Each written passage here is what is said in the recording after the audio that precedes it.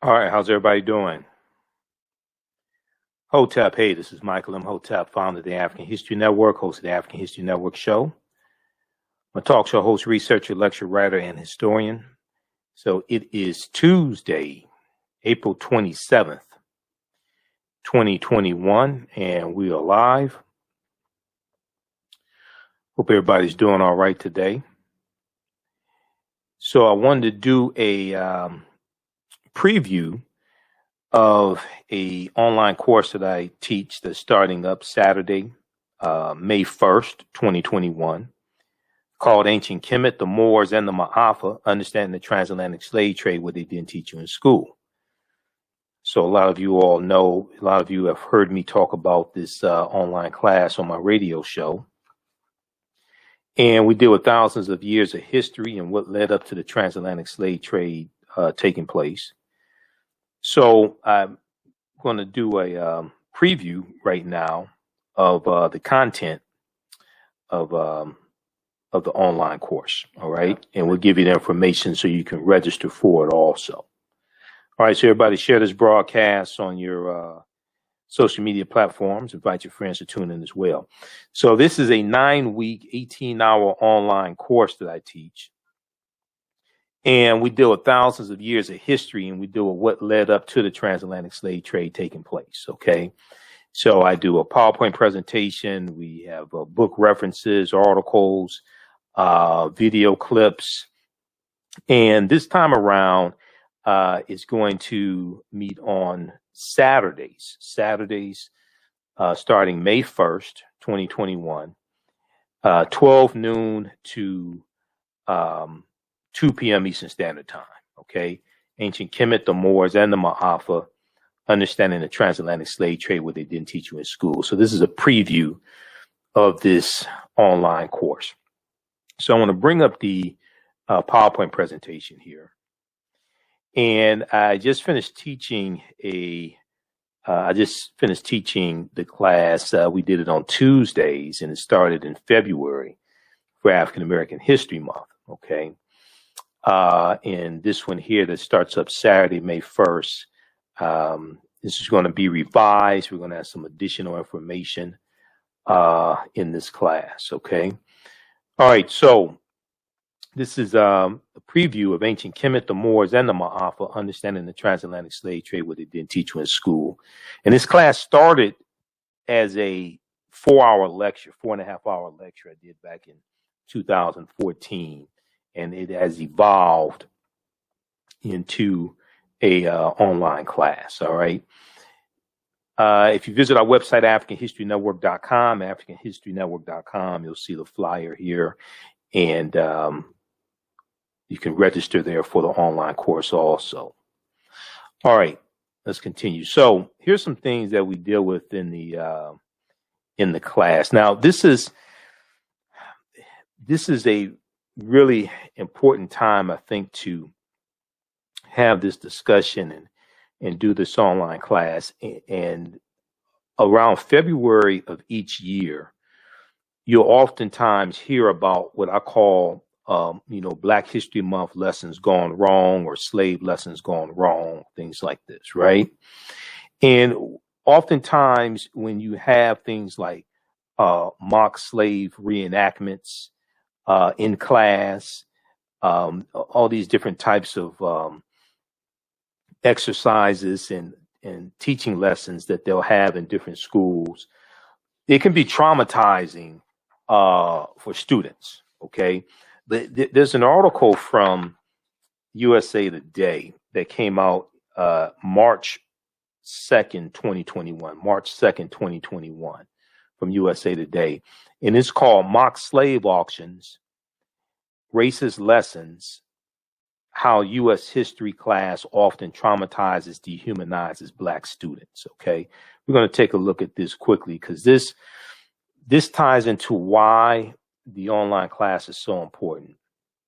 And this ties into oftentimes misinformation that we get in school, or that our children get in school as well, dealing with our history. Okay. So this is from March 2nd, 2021, Mock Slave Auctions, racist lessons, how U.S. history class often traumatizes, dehumanizes students. We're just going to look at this briefly here. So it starts out talking about in a Mississippi middle school, an official at a Mississippi middle school apologized after eighth graders were asked to pretend they were enslaved people, including writing letters discussing their journey to America and the family they work with. Okay. During Black History Month in Florida, a high school teacher in Florida was suspended with pay after allegedly telling students slaves were not whipped by white people and that the N-word, which is a racist slur, just means ignorant. Then you had this incident in Tennessee in February 2020, where you had a teacher in the fourth grade. The teacher was teaching fourth grade students, and they used the Willie Lynch letter 1712, and Willie Lynch never historically existed. They used the Willie Lynch letter 1712 to teach about keeping black slaves under control. The Willie Lynch letter has been proven to be a fraud. Willie Lynch never historically existed. This article deals with all these different crazy incidents. And I have numerous articles over the past few years to talk about things like this. And one of the things this article deals with is a study from the Southern Poverty Law Center called Teaching Hard History, American Slavery. Teaching Hard History, American Slavery. And I use this study. This is one of the sources that I use in the online course that I teach. Teaching Hard History, American Slavery from the Southern Poverty Law Center. We'll talk about that a little bit in just a minute. But what this article, one of the things it says is such careless assignments and lessons can traumatize students, experts said. And they are just one example of how teachers in the U.S. have long struggled and failed to teach the complex history of slavery. How teachers in the U.S. have long struggled to teach the complex history of slavery. All right.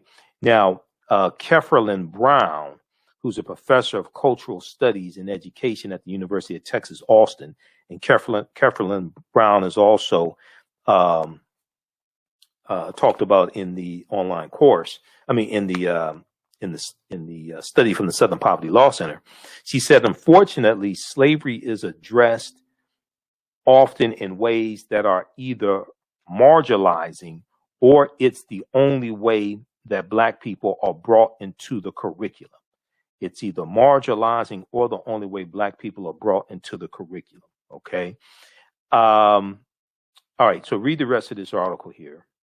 They talk about some examples of African-American students being traumatized by slave lessons gone wrong, Black History Month lessons gone wrong. So I want to go back to the slide. How's everybody doing? Everybody share this broadcast on your social media platforms. And we'll post a link again so you can register for the online course. I want to go back to the PowerPoint presentation again. So at the very same time, we have a number of different things taking place. We have an attack on African-American history and African history. We have some Republican states that are trying to control in the state legislature what can be taught regarding history, what can be taught regarding slavery, social justice, things like this. There was an article from USA Today. Republican state lawmakers want to punish schools that teach the 1619 Project. So the 1619 Project from the New York Times. Now, you've heard me talk about the 1619 Project before. The 1619 Project does have some flaws in it. It's much better than the 1776 Project. Okay. It's much better than the 1776 Project, the commission that Donald Trump commissioned, and then they put out the 1619. They put out the 1776 report at whitehouse.gov. Luckily, Joe Biden took that nonsense down.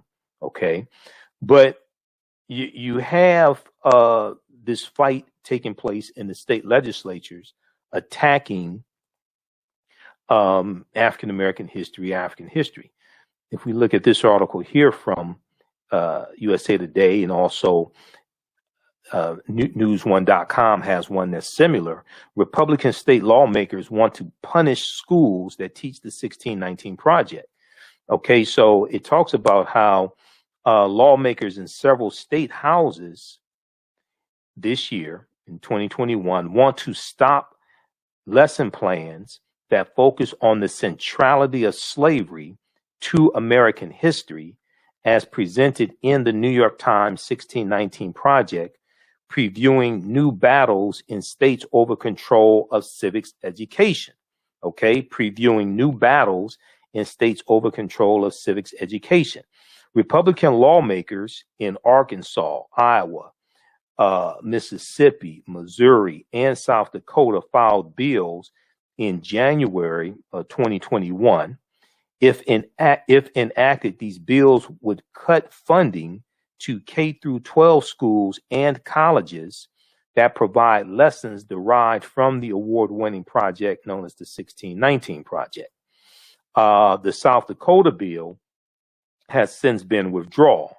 Now, some historians say the bills are part of a larger effort by Republicans, including former President Donald Trump, to glorify a more white and patriarchal view of American history that downplays the ugly legacy of slavery and the contributions of African Americans, Native Americans, women, and others to the nation's founding. Okay, so this is what's taking place. All right, and there's a concerted effort, especially surrounding the 400th year anniversary of 1619, and then we see a greater push, and even greater push now, and more momentum behind reparations.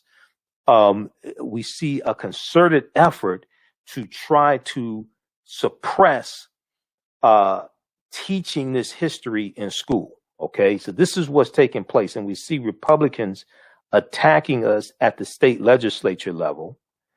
We saw Donald Trump attacking us at the federal level from the White House with the 1776 Project, for just one example, the 1776 Project. All right, I want to go back to the PowerPoint presentation here. Okay, so here's the cover of the study I was talking about, Teaching Hard History, American Slavery, Teaching Hard History, American Slavery from the Southern Poverty Law Center. And I found out about this study. There was an article from theatlantic.com. Okay, this is from, I think it was 2018 or 2019, but it's called What Kids Are Really Learning About Slavery. What Kids Are Really Learning About Slavery. A new report finds that the topic is often sentimentalized, it's often mistaught, and often sentimentalized, and students are alarmingly misinformed as a result. Students are alarmingly misinformed as a result. Okay. Now, the reason why this type of information is so important is because the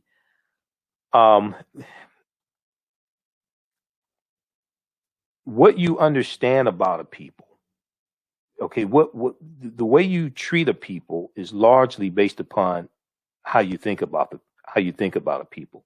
How you think about a people is largely based upon what you've been taught about the people. What you've been taught about a group of people is largely based upon what you've read, seen, and heard about the people. Okay, and how people understand history influences the policies they support, the laws they support, who they elect into office, etc. This has wide-ranging impact. What happens when people are operating based upon a lie, when they think that the Confederacy was something that was good? Okay, when they think when they embrace the Confederate battle flags or the Confederate flags of the Confederacy, and these were traitors to the Union. Okay, what happens when they have monuments erected to the Confederacy, and these were people who took up arms to maintain slavery and they were trying to overthrow the government. All right. I'm not talking about January 6th overthrow the government. I'm talking about back during the Civil War. Okay. January 6th, yeah, that was an insurrection. They're operating based upon misinformation as well. So if we look at this here, now this statue is a statue that was erected in 1876. It's called the Lincoln Emancipation Statue. It was paid for by former enslaved Africans, and it was erected in Washington, D.C. in 1876. And the statue has been criticized for representing the history of slavery from a paternalistic perspective. But very quickly here, if we look at some information that is in the study. So the study was they did two main things. They did an online survey of 1,000 high school seniors, to find out what they knew about slavery and the history of slavery. Okay. And then they also did a survey of about 1,700 social studies teachers as well. But a new report released by the Southern Poverty Law Center's Teaching Tolerance Project points to the widespread failure to accurately teach the hard and nuanced history of American slavery and enslaved people. Okay. The nuanced history of American slavery and enslaved people. Collectively, the report finds that slavery is mistaught, mischaracterized, sanitized, and sentimentalized, leaving students poorly educated and contemporary issues of race and racism misunderstood. Now, in what it describes as the first analysis of its kind, Teaching Tolerance conducted online surveys of 1,000 American high school seniors and more than 1,700 social studies teachers across the country. The group also reviewed 10 commonly used U.S. history textbooks, and it examined 15 sets of state standards to assess what students know, what educators teach, and what publishers include, and what standards are required vis-a-vis slavery. And here are some of their findings. Their findings are pretty disturbing. Among 12th graders, they found that only 8% of 12th graders surveyed could identify slavery as the central cause of the Civil War being fought. Only 8% of 12th graders surveyed could identify slavery as the central cause of the Civil War being fought. Okay. Now, fewer than 1/3 or 32% correctly named the 13th Amendment, 13th Amendment of 1865 as the formal end to U.S. slavery, with a slightly higher share of 35% choosing the Emancipation Proclamation. So the Emancipation Proclamation of January 1st, 1863, but the Emancipation Proclamation did not free the slaves, did not free the enslaved Africans. It's going to be the 13th Amendment of 1865 that's going to free the slaves. So when you go through and look at this study, you start to realize just how little high school seniors know about the history of slavery.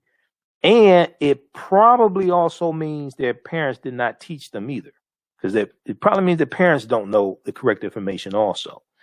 Now, fewer than half, or 46%, identified the Middle Passage as the transport of enslaved Africans across the Atlantic Ocean to North America. You can read this full article. This is from 2018, February 1st, 2018. This was the beginning of African American History Month. What kids are really learning about slavery? And this deals with the study from the Southern Poverty Law Center called Teaching Hard History American Slavery. Now, when we go through and I read I've read a number of different studies over the years that talk about the benefits of our children learning their history, and the children and teenagers grow up to be adults as well. Uh, there was a study a few years ago that talked about the positive feelings about blackness improve the academic performance of black girls. New studies find that positive feelings about blackness improve academic performance for black girls. This was an article from the root.com. It talked about this study conducted by Professor Sharita Butler Barnes at Washington University in St. Louis. Believing that black is beautiful. Believing that black is beautiful, an important mantra of self-acceptance and self-love, could pay major dividends in school. An article in the Journal of Blacks in Higher Education focuses on a new study from Professor Sharita Butler Barnes at Washington University in St. Louis, which finds that young black women with strong racial identity, are more likely to be academically engaged, curious, and persistent. More likely to be academically engaged, curious, and persistent. The survey looked at 733 African American middle and high school girls in 3 socioeconomic school districts, according to the Journal of Blacks in Higher Education. Now, the study is called Promoting Resilience Among African American Girls, Racial Identity as a Protective Factor. And it was published on the Child Development Journal website. And the study found that feeling positive about being black, along with feeling supported by their schools, correlated with the girls' greater academic motivation. Okay, feeling supported, feeling positive about being black, along with feeling supported by their schools, correlated with the girls' greater academic motivation. Researchers also found that feeling good about your racial identity could act as a buffer for students in hostile or negative academic environments. Okay, so check out this article from the root.com. New studies find that positive feelings about blackness improve academic performance for black girls. They went on to say persons of color who have an unhealthy racial identity, beliefs tend to perform lower in school and have more symptoms of depression. We found that feeling positive about being black and feeling support and belonging at school may be especially important for African American girls, classroom engagement, and curiosity. Feeling connected to the school may also work together with racial identity attitudes to improve academic outcomes. All right, so if we look at some of the things that we cover in this 9-week online course that I teach, called Ancient Kemet, the Moors, and the Maafa, Understanding the Transatlantic Slave Trade, what they didn't teach you in school. Once again, it's a PowerPoint presentation. These are some of the slides. You're going to see some of the slides I use in the class. We have book references, articles. There's about 50 articles that I reference. It's going to be about 60 now because I'm going to reference some new archaeological discoveries that had just happened in like the last month or so. But we deal with things like, what was the transatlantic slave trade? What were some of the events that led up to the transatlantic slave trade starting? Because I try to deal with all of these historical events, try to deal with it chronologically and take you throughout history. Okay, deal with thousands of years of history and take you to what leads up to the transatlantic slave trade taking place, so we can understand cause and effect. What were some of the events that led up to the transatlantic slave trade starting? What role did Christopher Columbus play? Columbus is crucial, essential to the spread of slavery. Okay, Columbus and his 4 voyages starting August 3rd, 1492, when he set sail on the Nina, the Pinta, and Santa Maria. We know the lands that Columbus is conquering, like Haiti and Puerto Rico and Honduras and Panama, the Bahamas. They're setting up plantations. He's conquering on behalf of the Spanish crown.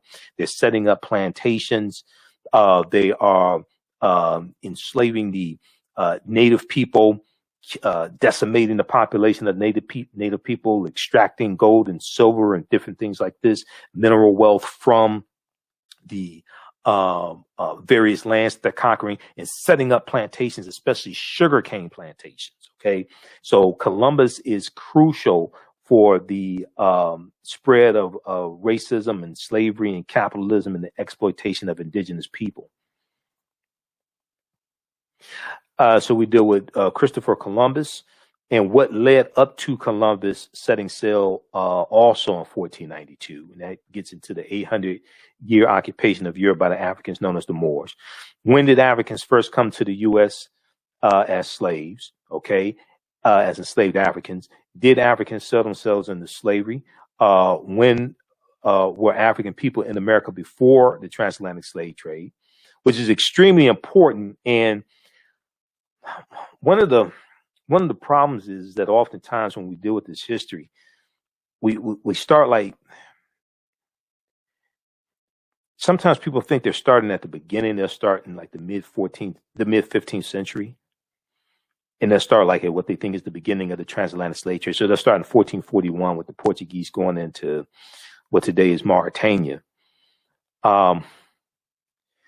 But you have to understand hundreds of years of history that leads up to this taking place. Okay. And the Europeans were dealing with the African Moors and fighting against the Moors for hundreds of years leading up to 1441. They didn't just, that the mid 15th century was not when Europeans first came in contact with African people.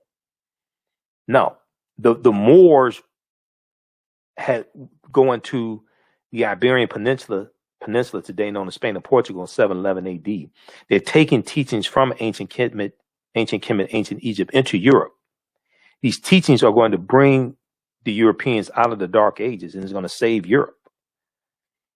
And it's going to save Europe to our detriment.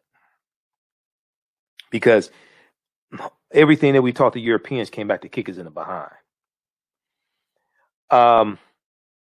And one of the sources I use in the class is the book by Dr. David Imhotep, The First Americans Were Africans, Documented Evidence.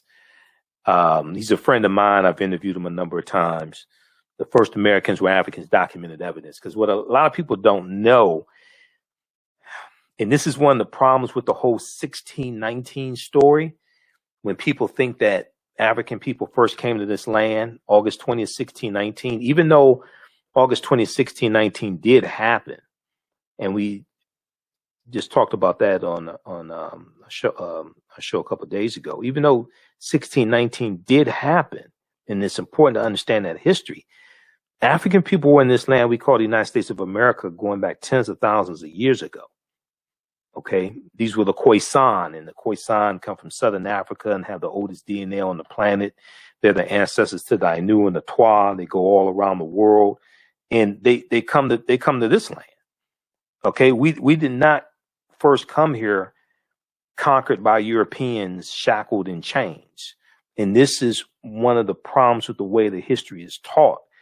We teach our children that we first came to this land conquered by Europeans and shackled in chains.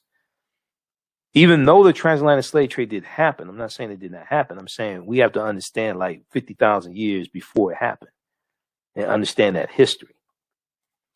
Okay, so we deal with the 800-year occupation of Europe by the Africans known as the Moors, shocking archaeological discoveries that are causing experts to rethink everything. And, you know, these archaeological discoveries are taking place like every week, every other week. If you read National Geographic, Washington Post, New York Times,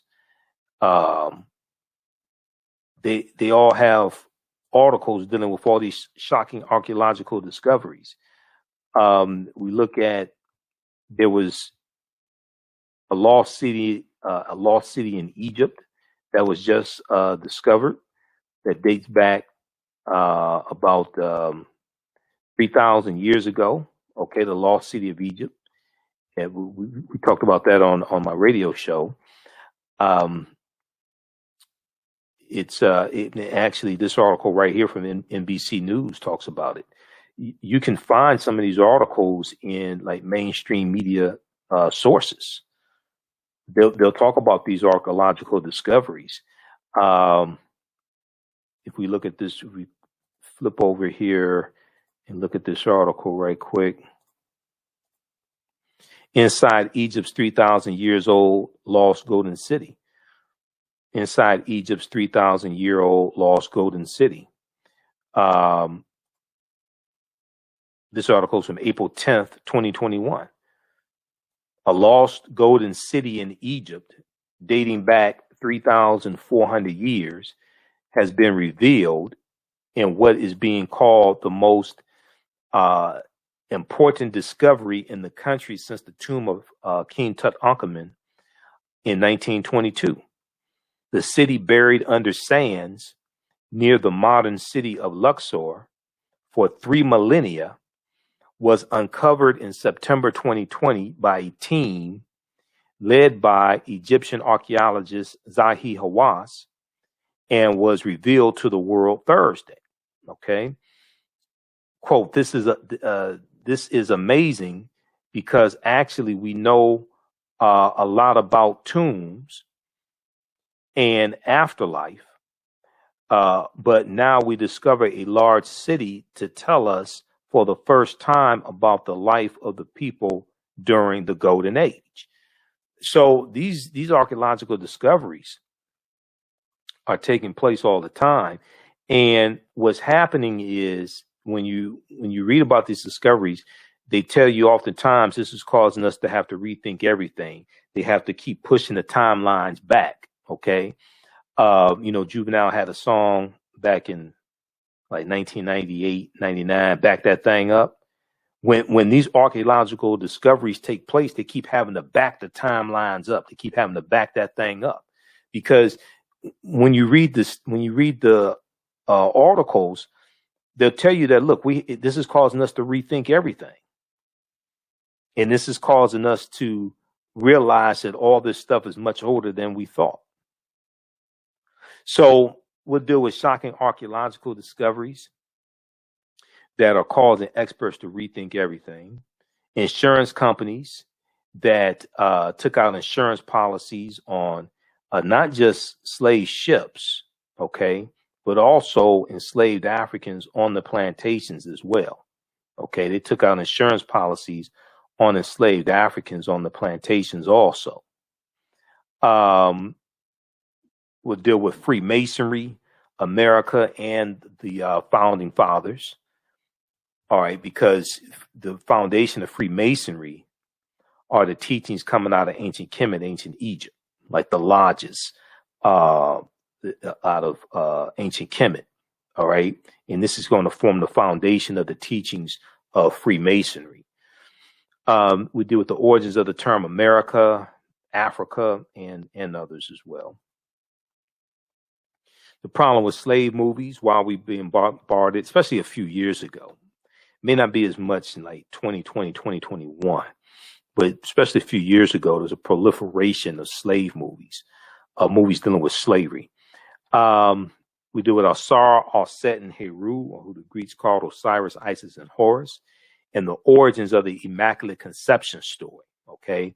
One of my teachers, Professor Kaba Hiawatha Kamene, says to understand the existence of something, you must first understand the pre-existence of existence. So when we deal with the Helios Biblos, or the Holy Bible, and when you study the etymology of the word Helios Biblos, when you study the etymology of the word Holy Bible, it takes you back to Helios Biblos, which is Greek, which means sun book, S-U-N, the sun book. Okay. And this ties into astronomy. This ties into ancient African mythology and ancient African spiritual systems, all of this. But we're going to see the Immaculate Conception story is a story thousands of years old coming out of ancient Kemet, out of ancient Egypt. We see links to ancient Kemet in early Christianity, Freemasonry in America. We talk about the fake Willie Lynch letter of 1712 also. It's like I said, Willie Lynch never historically existed. Okay. This is Runoko Rashidi as well. I've interviewed Runoko a number of times. This is, and Runoko was brilliant. I used one of his books in my class dealing with the Black Star, the African presence in early Europe. Black Star, the African presence in early Europe. I used that in the class. Where's that book? Hold on. Black Star. This is Nile Valley Contributions to Civilization by Tony Browder. This is African People and European Holidays and Mental Genocide by Dr. Shaka Musa Barashango. You don't have to buy any of these books to follow along in class, but I use these for reference. Some books people may have at home on their shelves.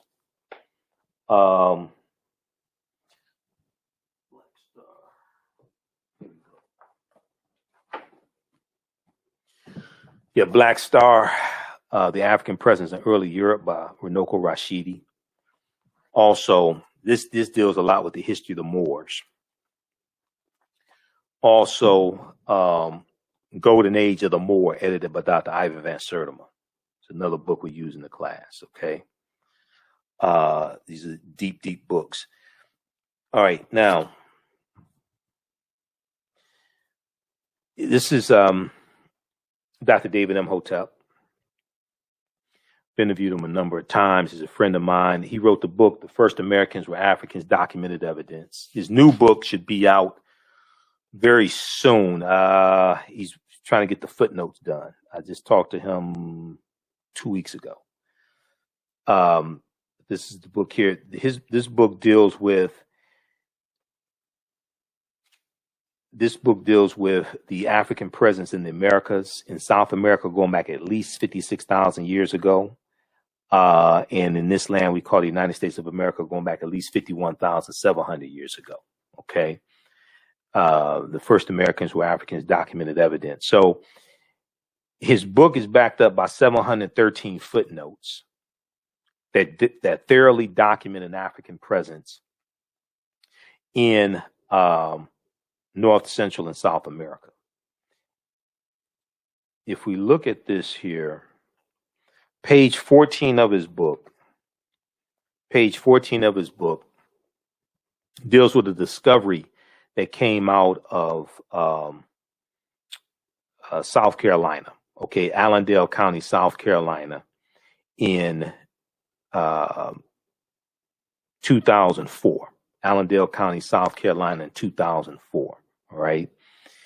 On page 14 of his book, they talk about this evidence of an African presence that dates back at least 51,700 years ago, okay? And this discovery was made by Dr. Albert Goodyear. Dr. Albert Goodyear is an archaeologist at the University of South Carolina. And he discovered, he and his archaeological team, they discovered 13 types of evidence that document an African presence in South Carolina dating back at least 51,700 years ago. They found artifacts, architecture, campsites, carvings, Egyptian writings, footprints in lava, genetic M17D haploid groups dealing with DNA and genetics, linguistics, paintings, skulls, skeletons, structures, and tools. They found 13 different types of evidence thoroughly documenting an African presence in South Carolina dating back at least 51,700 years ago. These were the Khoisan. The Khoisan have the oldest DNA on the planet. Even the Genome Project documented the Khoisan as having the oldest DNA on the planet. And they come from Southern Africa. They spoke in cliques, the click language, and they go all around the world. Okay, these are the short stature people, the short stature Africans. Now, this is an article from ScienceDaily.com. ScienceDaily.com is a scientific website. They have scientific discoveries there. This is an article from November 8th, 2004. November 8th, 2004. This is 17 years ago. The name of this article was New Evidence Puts Man in North America 50,000 years ago. New evidence puts man in North America 50,000 years ago. Now, you can go read this article. See, you don't have to believe a word that I say. Proper documentation ends all conversation. You don't have to believe a word that I say. Okay? I give you these sources. You can research this for yourself. You don't have to believe me. When you read this article, this is a summary of what the article says. This is not my summary. This is the summary from ScienceDaily.com. Now, this is a picture of Dr. Albert Goodyear. Dr. Albert Goodyear is a white man. And in the online class, I'm going to deal with a number of different archaeological discoveries that have happened over the past few years that is just totally mind-blowing, and show how all this stuff is much older than what we've been taught. This is why, you know, this whole thing with 1619, you know, it did happen in Virginia. That did happen. Those 20 and odd Africans on the White Lion English pirate ship, because it wasn't even a slave ship. That was a pirate ship. Those Africans were originally from Angola, and they were on a Portuguese slave ship called the San Juan Batista. And the San Juan Batista gets hijacked by English pirates around Veracruz, Mexico, and about 50 Africans, between 50 to 60 Africans, are put on two English pirate ships called the White Lion and the Treasurer. The White Lion and the Treasurer are going to come into Point Comfort in Virginia. The White Lion comes in first, and is about 20 and odd Africans on the White Lion English pirate ship that are going to be exchanged for food and water and supplies, you know, August 20th, 1619. But there were Africans in this land tens of thousands of years before that. And the Spanish were taking Africans into the territory we call South Carolina and Georgia in 1526. That's 93 years before 1619. So this is why we have to understand the chronology and understand that this was our land stolen from us also. Okay? African people were in this land we call the United States of America even before Native Americans came into existence. So when we look at this article, it says, the summary says, radiocarbon tests of carbonized plant remains where artifacts were unearthed last May along the Savannah River in Allendale County by University of South Carolina archaeologist Dr. Albert Goodyear indicates that the sediments containing these artifacts are at least 50,000 years old, meaning that humans inhabited North America long before the last ice age. Okay. Well, who were these humans? 50,000 years ago, that's before Native Americans come into existence. These were African people. And when you study African people, you're going to see that you'll see all the different species of African people. Australopithecus afarensis, which is Lucy or Dinknesh, dates back about 3.2 million years ago. Homo erectus, Homo habilis, all the different species of humans, you're going to see African people, all those different species. One thing Dr. David Imhotep told me is that he said, when it comes to Native Americans, you won't find remains of Native Americans older than Homo sapiens, than modern man. But for African people, you're gonna see there were all those species, okay? Because we were in existence then. All right, let's continue here. This is a discovery here. There's a video clip of interview that Dr. David Imhotep did with WKRP in Cincinnati, Channel 5. And he talks about this discovery here out of on the Greek island of Crete. This is an article from the New York Times from February 2010. On Crete, new evidence of very ancient mariners. On Crete, new evidence of very ancient mariners. This is from the New York Times. Here's a synopsis of what this article says about this archaeological discovery. It talks about how stone tools found on the Greek island of Crete over the course of 2 summers, archaeologists say are at least 130,000 years old, which is considered strong evidence for the earliest known seafaring in the Mediterranean and calls for rethinking the maritime capabilities of pre-human cultures.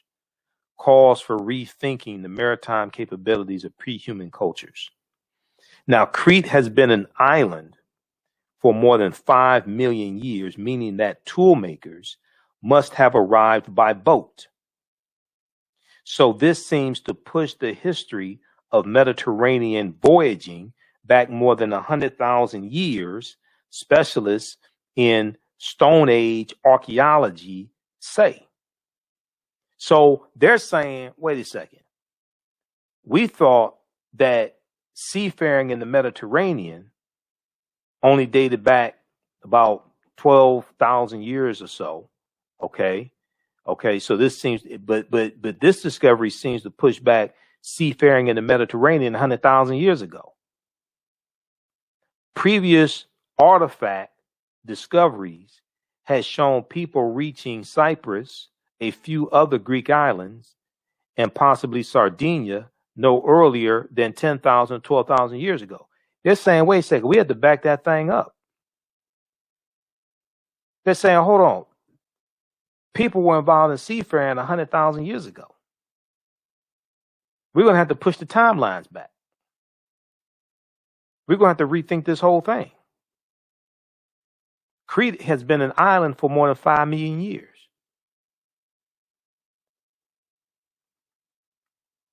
Read this article from the New York Times. On Crete, new evidence of very ancient mariners. This article is 14 years old. I mean, let's just say 11 years old. This article is 11 years old. So we'll deal with, a number of different archaeological discoveries to try to, because what I have to do, I want to lay a foundation for us to be able to build upon. Okay.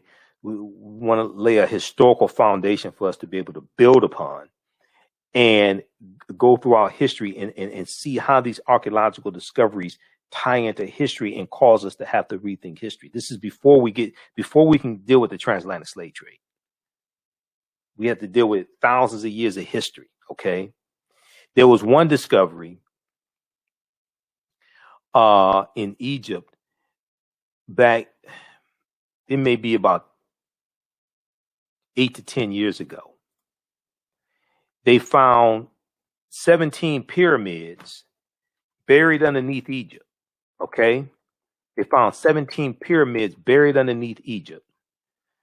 And we can look at this one here. This is NBC News once again. I have numerous sources, but we'll just look at NBC News just for, because it's the one I get my hands on the first. They used it's a satellite that's something like about 450 miles above Earth or something. It uses infrared technology to see underground. Okay, let's look at this article here. 17 lost pyramids discovered in Egypt by space scientists. 17 lost pyramids are believed to have been found in Egypt by a team of space archaeologists from Alabama, according to a report. I've been to Alabama. I mean, going to Alabama, you may think you're on another planet, but I mean, this is from This is from May 25th, 2011. Okay. May 25th, 2011. 17 lost pyramids are believed to have been found in Egypt by a team of space archaeologists from Alabama, according to a report. Sarah Parkak and her team at NASA-sponsored laboratory, at a NASA-sponsored laboratory at the University of Alabama at Birmingham made the discoveries using a satellite survey and also found more than 1,000 tombs and 3,000 ancient settlements in infrared images that show up buildings underground, BBC News reports. The BBC said that 2 of the suspected pyramids have been confirmed by initial excavation. Now, I remember I talked about this on my show when this discovery was made. This is 2011. This is 10 years ago. Okay. But what happens is it's a satellite that uses infrared technology to see underground. Okay. The BBC made a documentary about Sarah Parkak's work called Egypt's Lost Cities. Okay. And that aired like late May 2011. Okay, so they talk about Akhenaten, Zahi Hawass. But looking when you look at this, what happens is they use infrared. It's a satellite that uses infrared technology to see underground. And because I read other articles dealing with this discovery, and they found 17 pyramids buried underneath Egypt. Okay, so you have civilizations on top of civilizations. But they found 17 pyramids buried underneath Egypt as well as some other things. So this is just an example. You can research that. All right, let's go back to the slideshow for just a second here. So these are some of the topics that we deal with in the online course: ancient Kemet, the Moors, and the Maafa. Understanding the transatlantic slave trade, what they didn't teach you in school. Okay, this is a 9-week online course. We deal with thousands of years of history and what led up to the transatlantic slave trade taking place. Class starts Saturday, May 1st, 2021, 12 noon to 2 p.m. Eastern Standard Time, 12 noon to 2 p.m. Eastern Standard Time. We're going to post a link here. You can register for the online course. It's 9 weeks. You can watch from around the world. We do the class live. All the sessions are recorded. You can go back and watch them over and over again. As soon as you register, you can start watching the content from the class that just ended. Okay, I just finished doing a 10-week class, so you can watch that content. And the class is regularly $130. Is on sale $80. We do a PowerPoint presentation, have book references, articles, everything. So it's a ton of information that you're going to get. Let's go back to this here. And then also you can visit our website, AfricanHistoryNetwork.com, AfricanHistoryNetwork.com. We have the information at our website, AfricanHistoryNetwork.com also. Okay.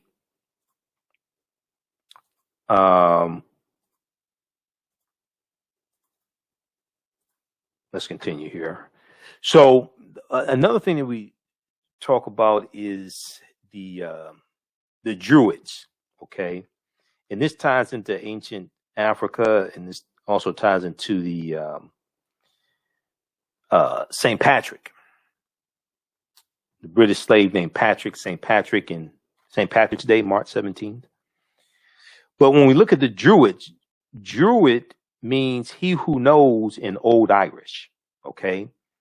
And the Druids were studying something called the Gnosis, which means the true knowledge. And they get their knowledge from ancient Kemet. They're dealing with a watered down version of teachings coming from ancient Egypt, okay? From ancient Kemet, Nile Valley region of Africa. If you read Nile Valley Contributions to Civilization by Tony Browder, pages 193 and 194, and we use Browder's book in the class also, he talks some about the Druids, all right? And Pope Celestine I in 432 AD sends a British slave named Patrick into Ireland to convert the Irish to Christianity. Okay. Now, at this point in time, at 432 AD, 5th century AD, the Catholic Church does not exist. You have the Eastern Orthodox Church at this point in time. Catholic Church does not exist. Catholic Church is going to come into existence in mid 11th century AD. So I know people talk about the First Council of Nicaea, 325 AD. They talk about the Catholic Church. Catholic Church doesn't exist in 325 AD. You're dealing with the Eastern Orthodox Church. Okay. That's why you want to really deal with the timelines and understand this chronology of history. But the Druids are dealing with a watered down version of teachings coming from ancient Kemet that are in conflict with Christianity. And Pope Celestine I is sending Patrick in to Ireland to convert the Irish to Christianity. And Patrick and his army, they killed thousands of Druids and forced Christianity on the Irish. Okay. He's also credited with introducing the Latin alphabet into Ireland as well. Now, Christianity was already in Ireland because it was another person, was a bishop, I think, who went into Ireland like a year before. But he gets credited with converting a lot of the Irish to Christianity. Okay.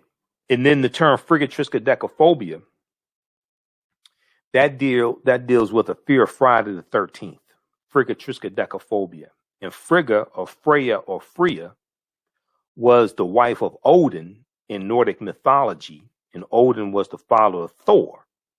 So when you study the origins of the days of the week, the names of the days of the week, a lot of that ties into Scandinavian mythology. Wednesday was Woden's day or Odin's day. Thursday was Thor's day. Friday is named after Freya or Frigga, depending upon which European language you're talking about.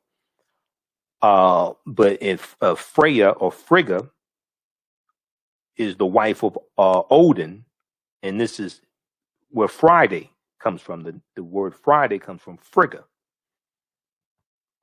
So frigatriskaidekaphobia means the fear of Friday the 13th.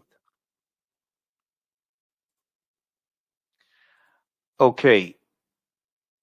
So like this discovery here, this deals with the lost city, another lost city of Egypt that was swallowed into the sea around 12,000 years ago. This is an article from news.yahoo.com. Sunken Egyptian city reveals 1,200-year-old secrets. This deals with Tanis Heraklion, a lost city of Egypt. This is what they found, some of the artifacts that they found.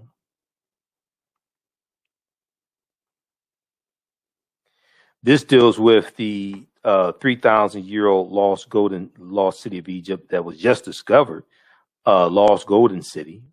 Okay, this article is from face-to-faceafrica.com, April 9th, 2021. A look at the 3,000-year-old lost golden city that has just been discovered in Egypt. Okay, so we'll deal with archaeological discoveries. And then we'll look at, when we talk about the transatlantic slave trade, there are four main things that I talk about. We look at the human capital taken out of Africa, but it was more than just human capital that was taken out of Africa. There was also the Africans had intellectual capital. Okay, we were physicians, we were doctors, we were lawyers, we were teachers, we were working with agriculture, we were working with animals. We're blacksmiths, we're working in the skilled trades. We have all different types of skill sets. We're engineers. And this intellectual capital is going to create a massive brain drain on Africa as well. And is going to benefit the quote unquote new world that they're being taken to. We talk about the natural resources, mineral wealth extracted out of Africa, and also the technology taken out of Africa as well. The ways of doing things, the technology taken out of Africa also. This is Dr. John Henrik Clarke. Dr. John Henrik Clarke said all history is a current event. Everything that's ever happened continues to happen in some shape, form, or fashion. Dr. Wade Nobles, psychologist, he said, power is the ability to define and shape reality and have other people accept your definition of reality as if it were their own. Power coming from the Latin word potere, meaning to be able. And when we deal with this history, it's important to understand what African people lost or what has been greatly suppressed. It's not just the history, it's African culture. Okay, culture deals with your traditions, your spiritual systems, your art, your music, your dance, your folklore, mythology, cosmology. Cosmology deals with understanding the universe as an orderly system, which comes out of a cultural paradigm. It deals with your language, your educational system. It deals with your cosmology, your cosmogony. You have cosmology and cosmogony. Cosmogony deals with understanding the universe, understanding the origins of the universe from your cultural paradigm also. Now, culture acts as an immune system, which keeps foreign elements from coming in and attacking you, as Dr. Marimba Ani, who wrote Yorugu, an African-centered critique of European cultural thought and behavior, correctly teaches us. Culture is the glue or cohesiveness that binds a people together and tells them the only way that they will survive is through self-reliance and working together. And this is why the number one employer of every ethnic group in America are their own people, except for African Americans. Now, this doesn't mean that they don't have government help. They all have help from the government. Okay, politics is the legal distribution of scarce wealth, power, and resources, and the writing of laws, statutes, ordinances, amendments, and treaties, their adoption, interpretation, and enforcement. They all have some type of help from the government. All right, but they use their history and culture to fight for scarce wealth, power, and resources. And the people's history and culture and their language, this helps bind them together. Okay, this helps draw them together. So we've largely been stripped of all of that because of the enslavement process. All right, let's continue. So we'll talk about, we deal with the 800-year occupation of Europe by the Africans known as the Moors, and talk about the Moors losing control of their last stronghold, Granada in Spain, January 2nd, 1492. And this right here is like really, really critical. When we look at Egypt of the West and we deal with Freemasonry and we deal with these teachings coming to this land that we call the United States of America. Okay, I'm not talking about tens of thousands of years ago, but we're talking in the 1600s. So when we look at the Washington Monument is an ancient African symbol called a tekken, an ancient African symbol called a tekken. And we see the tekken in ancient Kemet, and there's still a few there today in Egypt. There's about 12 of them or so in Egypt. But it was a symbol of resurrection coming from the story of Asar, Set, and Heru. Okay, who the Greeks called Osiris, Isis, and Horus. All right, how's everybody doing? How you all like this type of information? When we look at Freemasonry, okay, and I reference Egypt on the Potomac by Tony Browder. That's another book that we use in the class. Egypt on the Potomac by Tony Browder. And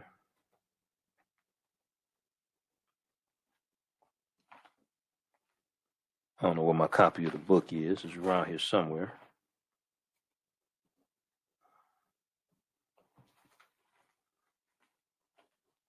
I'm seeing every other book right now. Hold on, where's Egypt on the Potomac? I've got it here. Got now about the contributions of civilization. Oh, here it is right here. Egypt on the Potomac. You got How Europe Underdeveloped Africa by Walter Rodney. Crucial book. Okay, we don't talk about this one in the class. I don't think we're going to talk about this one in the class this time around. There's so much information already to cover. But Egypt on the Potomac by Tony Browder. Okay. So if we look at Freemasonry and we look at pages 18 and 32, the word Mason is derived from the Latin words mass and sun. The Latin words mass and sun. Mason means child of light and expresses the desire to pursue light, which is a metaphor for the sun. Okay. Which symbolizes knowledge. Okay. So throughout history, light was a metaphor for knowledge, okay? And darkness was a metaphor for ignorance, right? Now, the term child of light or sons and daughters of light was first used to identify students who had identified 42 years of study in the temples of ancient Kemet. Many Masonic temples were modeled after the temples of ancient Kemet, places where light or knowledge was imparted in a series of steps or degrees. So when you go to a institution of higher learning or a liberal arts college and you get your credentials in a series of degrees, okay? Bachelor's degree, associate's degree, bachelor's degree, master's degree, PhD, etc. Okay, this is where this concept comes from. Then when you read, and I just saw the book, okay,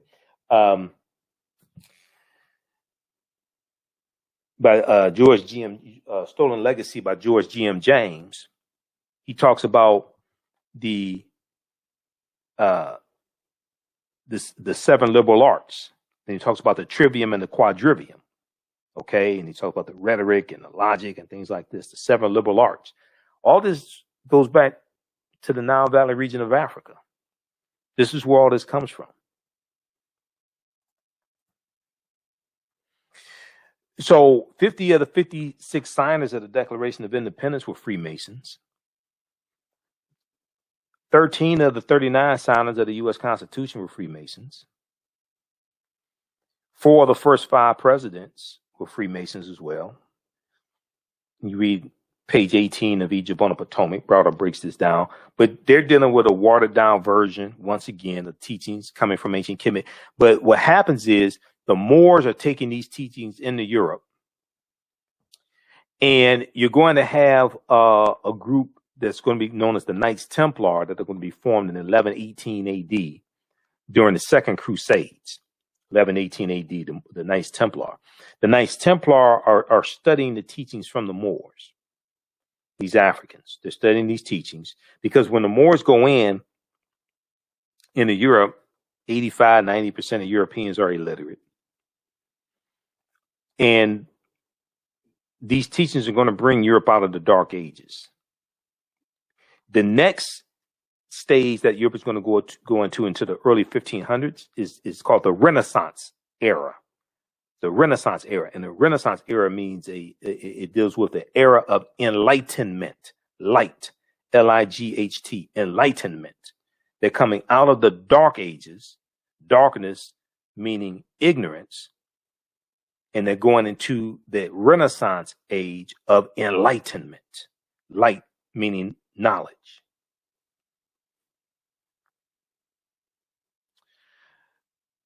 Okay, let's continue here.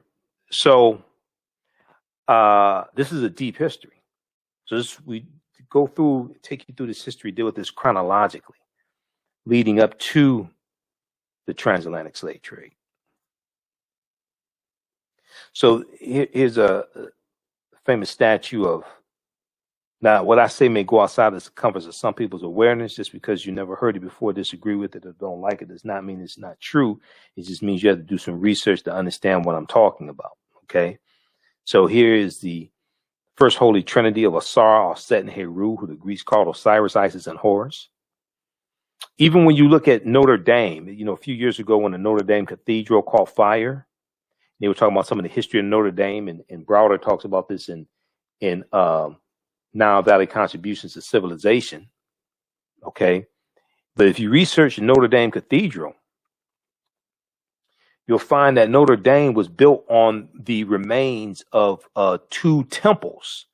Okay, one of those temples was dedicated to Isis. Isis is who the Greeks called Auset. So you're going to see this mythology, and you're going to see this history hitting different cultures, different groups of people, different cultures, and influencing different groups of people. So one of the things I like to talk about is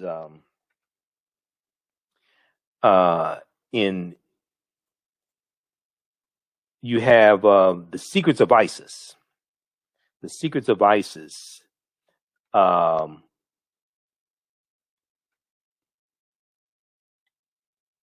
You have the live action show came on Saturday morning called The Secrets of Isis. And The Secrets of Isis was the superhero Isis from DC Comics. And when you watch the show, and I saw it a few years ago on Hulu, when you watch the show, it talked about how Isis got her powers from ancient Egypt. And they talk about the daughters of Hathor and all this stuff. You watch the beginning of it, man. They talk about all this ancient Egyptian stuff in the TV show. Now, watching it in the 70s, I used to watch this show in the 70s when it came on. It used to be the Shazam and Isis hour. The Shazam and Isis hour on Saturday mornings, CBS, 11 a.m. Eastern Standard Time. The Shazam and Isis hour. I still have comic books from like the 70s that in the comic books they would advertise all these shows for Saturday morning. This before we didn't have the comedy. We didn't have like the cartoon channel, all that stuff. We didn't have that. Okay, so Saturday morning, that's when all the cartoons came on. Okay, and all the new the Super Friends, and all the cartoons that we watched back then, Mighty Mouse or whatever the hell it was, right? So the Shazam and Isis hour was a live action show. And they had this white woman whose name who was Isis, and she had all these superpowers. But at the time, we didn't know that she was a copy of an African woman out of ancient Kemetic mythology. This is where they were getting it from.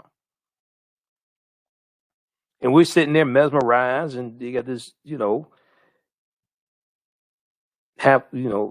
attractive white woman doing all this supernatural stuff, and they were getting it from our culture. So from the statue that you see here, this is all set with the baby Heru. Okay, and Heru was born of a virgin birth on December 25th to the virgin Auset. And from the story of Asar, Auset, and Heru, you get the Black Madonna and Child, which Europeans are worshiping for hundreds of years throughout Europe. And you still have statues of the Black Madonna and Child right now in like Poland and Italy and Czechoslovakia and Russia. They were worshiping African people. Then you have to wonder what the hell happened. To be honest with you, if we look at how African American women are treated today, especially in negative corporate control hip hop, I mean, hundreds of years ago, Europeans, they were idolizing African people. Hundreds of years ago, when you have the worship of the Black Madonna and Child, things like this, I mean, Europeans were idolizing African people. You have to ask what happened. Then you get the decolorized version, okay? Because see, as Europeans are coming out of the Dark Ages, and as you have a rise in European powers and they're conquering people's land, and you have a rise in European powers, then you have a a um, a rise in the European phenotype. As you go into the early 1500s, things like this, you have a rise in the European phenotype, and what's going to take place is a lot of these different traditional figures and mythological characters, etc. A lot of these are going to be reinterpreted as European figures. So Hercules was African. Hercules gets reinterpreted as European. You had the Black Madonna and Child. Okay. And this gets reinterpreted as European. You have Michelangelo painting the Sistine Chapel, okay, in the early 1500s, and he uses his relatives as the model for Adam and Eve, okay, and he depicts God as being a European. Okay, so what happens is you have a rise in the European powers coming out of the Dark Ages. You're going to have a rise in the European phenotype.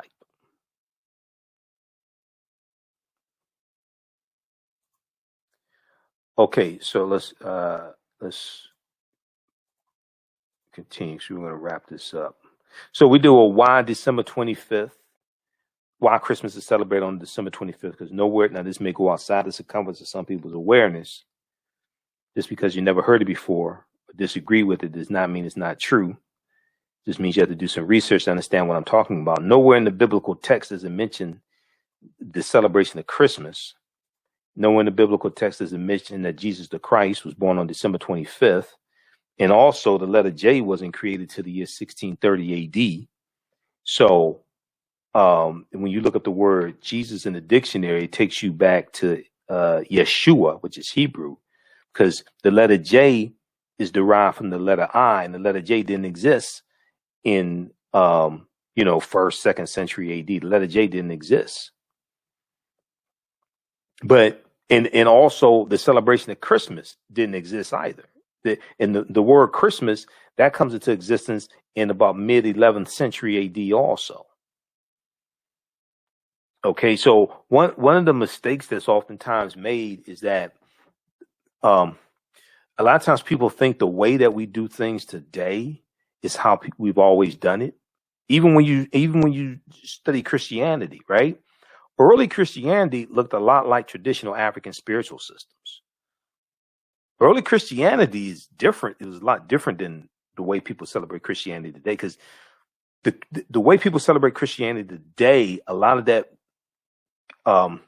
is shaped by those 21 ecumenical councils held between 325 AD to 1870. The first Council of Nicaea, Council of Chalcedon, Council of Constantinople, Council of Ephesus, things like this. And they're going to shape what people believe, how they practice Christianity. They're going to shape what's the books taken out of the Bible, the books left in the Bible. Okay, so that's going to evolve over a course of hundreds of years.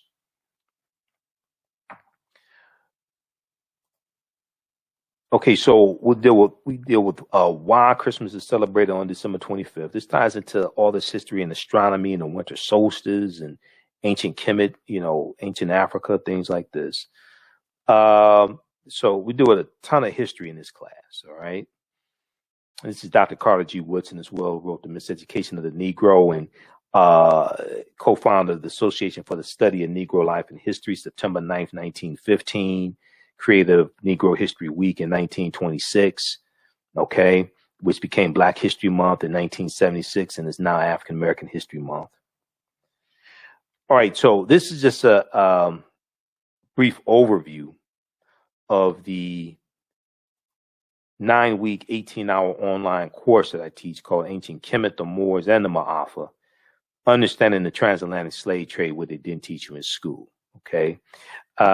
We know that Dr. Francis Cress Wilson and Neely Fuller correctly taught us if you do not understand European white supremacy and racism, what it is and how it works, everything else that you think that you understand will totally confuse you.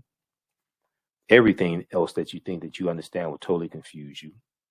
And I knew Dr. Wilson. I interviewed the sister 3 times on my radio show. So that was a brilliant sister right there. And then here's a famous book, The ISIS Papers, The Keys to the Colors. One of my teachers, Dr. Leonard Jeffries, and my other teacher, Professor James Small. Okay, they're good friends. But Dr. J and Professor James Small, when they teach, they talk about the pyramid principle. And here we see Herr Imhotep, or the Sphinx, in the Pyramid of Khafre at Giza. And they talk about the pyramid principle. So a pyramid has 3 sides, and the foundation is African history and culture. Okay, this gives us our VIPs, our values, our interests, and our principles. African history and culture gives us our VIPs, our values, our interests, and our principles. This gives us a cultural paradigm that we see reality through. And our values, our interests, and our principles, this influences 2 sides of the pyramid, economic empowerment and political empowerment. Okay. So this is why this information is so important. This influences our economic empowerment, how we engage in economics, and influences our political empowerment and our understanding of politics. And understanding that politics is the legal distribution of scarce wealth, power, and resources, and the writing of laws, statutes, ordinances, amendments, and treaties, their adoption, interpretation, and enforcement. We have to have a synthesis of all 3 of these. It's not just African history and culture. It's understanding the economic empowerment, especially the concept of the cooperatives and cooperative economics. Okay, so we have to have a synthesis of all 3 of these. And Dr. Leonard Jeffries correctly teaches us whoever controls the images controls your self-esteem, your self-respect, and self-development. Whoever controls the history controls the vision.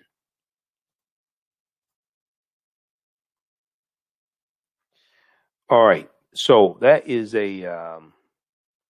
that's just a brief overview of some of the information that we cover in the online course that I teach called Ancient Kemet, the Moors, and the Maafa, Understanding the Transatlantic Slave Trade, what they didn't teach you in school. Okay, so this is a 9-week, 18-hour online course that I teach. We do the class live. It's going to be on Saturdays. It starts May 1st, 2021, 12 noon to 2 p.m. Eastern Standard Time. Okay, 12 noon to 2 p.m. Eastern Standard Time. And we posted the link here, but when you go to our website, AfricanHistoryNetwork.com, right on the home page, it has the information for the online class. And you scroll down, it has information for my radio show. I'm on Sundays, 9 p.m. Well, I'm on Monday through Friday, 11 p.m. to midnight Eastern Standard Time, and Sundays, 9 p.m. to 11 p.m. Eastern Standard Time. On 9-10 a.m., the Superstation WFDF in Detroit. We also broadcast on our Facebook fan page, the African History Network, and my YouTube channel, Michael Imhotep. You could click here to listen to audio podcasts on my shows. Click here to read articles. This is the episode of my show from March 15, 2021, the day after the Grammys. I talked about Megan Thee Stallion and Cardi B performing WAP in negative corporate controlled hip hop. We have information for the online course here. We have a flyer here about it as well. Click on register here, takes you to the next page. Click right here to enroll. Class is regularly $130. It's on sale $80. As soon as you register, you can start watching the content. You can start, watch the class that just ended about a week or so ago. You can watch that, and then you'll be ready for class starting up Saturday, May 1st, 12 noon Eastern Standard Time. Once again, we do the classes live. You can ask questions during the class. We have a live text chat. We do the classes live, but all the sessions are recorded. So you go back and watch them over and over again. Okay. You want to, if you have an advanced cell phone, you may be able to watch the class on your cell phone, on your smartphone. Usually a computer or tablet is better. Some people have a more advanced phone. You may have an iPhone or something like that. You can watch. But the browser that works best is Google Chrome. Google Chrome is the browser that works best to view the class also. Okay, just so people know. All right, so you can register for our online course. Be sure to listen to watch my show Monday through Friday and on Sundays. And follow us on our Facebook fan page, The African History Network, The African History Network. Turn on live notifications so you know when we go live. Okay. Also, if you like this type of information, you want to support the African History Network, you can support us $ the AHN Show through Cash App, $ the AHN Show through Cash App, also through PayPal, paypal.me/the AHN Show, paypal.me/the AHN Show, or at our website, AfricanHistoryNetwork.com. And then all my DVD lectures are available at our website, digital downloads, all that's at our website, AfricanHistoryNetwork.com. Okay. All right. Well, look, hopefully you like this type of information. I'm going to get out of here. Remember, right now it's correct. Wrong behavior is not over till we win. Wakanda forever.